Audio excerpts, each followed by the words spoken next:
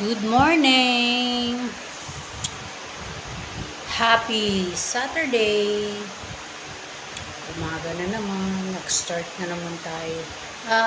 Naka-start na kami na after ng sala, mag-walking. Kailangan maka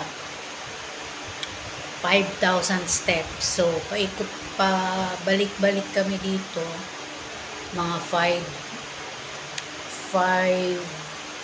rounds kasi binilang ko yung steps 400, so pag 400 lahat pag ganun lang kami pag ganyan.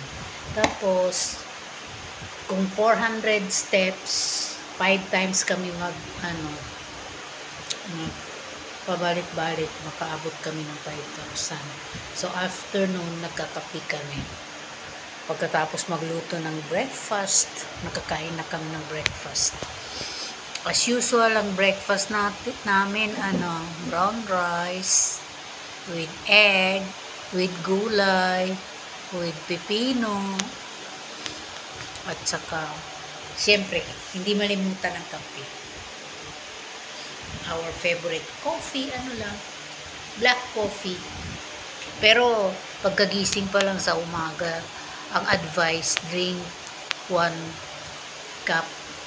glass of water, warm water. So, yun ang ginagawa. So, alam ba ninyo, naka 2 times na ako nagpalit.